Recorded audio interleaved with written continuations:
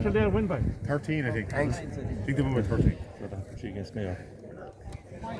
Well, obviously, it's just hard to celebrate a defeat, but Celebrate the loss, that's right. it was How you on? it was great to have secured Division 2 again.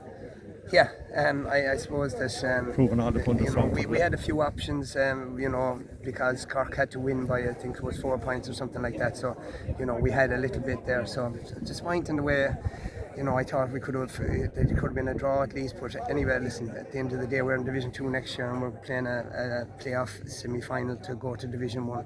And that's, if you gave me that at the start of the year, I'd have taken it. Yeah, it was a really worthwhile game though. There was a lot of movement in it, a lot of good scores taken. I thought both teams played excellent football. I thought, Cork played some excellent football, got some great scores. I'd say that's their best performance this year. And our fellas rose their game as well. And there was nothing in it.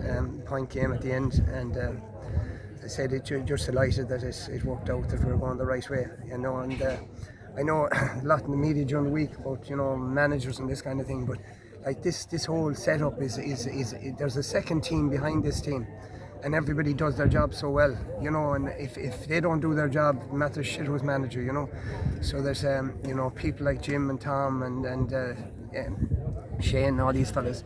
They do fantastic work, and there's a very professional bunch of people behind these boys, and a great bunch of players. They really worked hard there today and gave it everything. You have a 2-week break till the playoff now. I suppose you could do the break after 3 tough weeks. Yeah.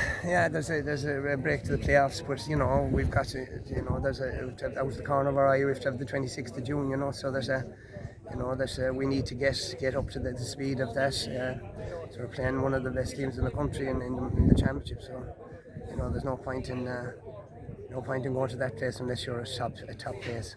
A few injuries again, like Kevin Hartman went off injured there. Yeah, I'd say Kevin is. If my experience of Achilles injuries is anything to go by, he won't play. He won't play most of the championship either. It's going to take a while to heal up. It's one of the slowest injuries to heal, but I think that he had a baby girl last night, so I don't think it's all set for him. 3 o'clock this morning, he had a baby girl. Talking about babies, any sign of Podge? Podge is nearly there. Yeah, he's nearly there. So Podge should be there for the playoff game, and Jamie's pretty close as well. So both of them should be in the mix. Colm, how difficult a position was it this week coming in? Like so many different permutations. Like there at the end, you're thinking if some score goes in one end, you're all of a sudden you're down the far end rather than being up the top end. Well, that's it. But I suppose that's the nature of Division 2, and always has been. Results have gone all over the place ever since we've got there. And any given day, A team can beat B team. So there's it's something you get used to. But I don't know what you get used to, but something that we've had before anyway.